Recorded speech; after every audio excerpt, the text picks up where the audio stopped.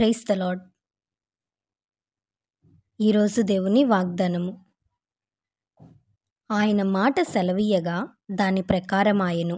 ఆయన ఆజ్ఞాపింపగానే కార్యము స్థిరపరచబడెను. కీర్తనల గ్రంథము 33 అధ్యాయం 9వ వచనం.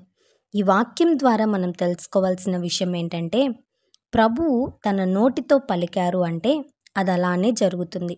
ఏమాత్రం తేడా లేకుండా జరుగుతుంది. సమస్త సృష్టిలో కూడా ఒక జీవి ఎలా ఉండాలి అను ప్రభు ప్రకటించాడో అలానే సృష్టింపబడింది. సృష్టి ఏ విధంగా నిర్మించబడాలి అని ప్రభు పలికాడో అలానే జరిగింది. నాటి నుండి నేటి వరకు దేవుడు మాట ప్రకారం సృష్టి అలానే సజావుగా సాగుతూ ఉంది. మన జీవితాలలో కూడా దేవుని కార్యాలు అలానే జరుగుతాయి.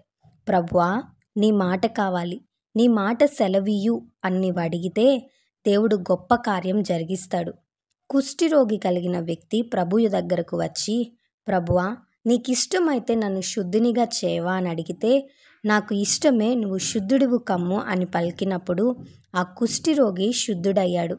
ప్రభువా, నీవు సెలవివ్వు, నీ మాటలో అధికారం ఉంది, నీ మాటలో జీవం ఉంది, నీ మాటలో శక్తి ఉంది అని నీవు విశ్వసిస్తే, ఆయన మాటను నీవు తీసుకుంటే ఆయన ఆజ్ఞాపించిన ప్రకారము సమస్తం నెరవేరుతాయి.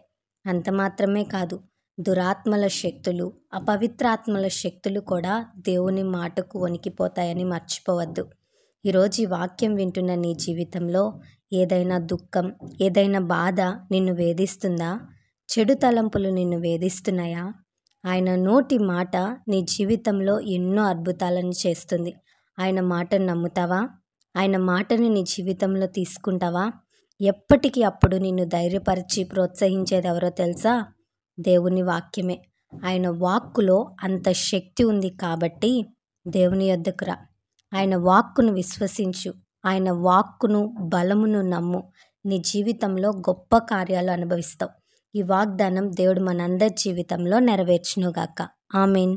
ఈ వీడియో మీకు దీవెనకరంగా, ఆశీర్వాదకరంగా అనిపించినట్లయితే లైక్ చేయండి, షేర్ చేయండి, కామెంట్ చేయండి, సబ్స్క్రైబ్ చేసుకోండి.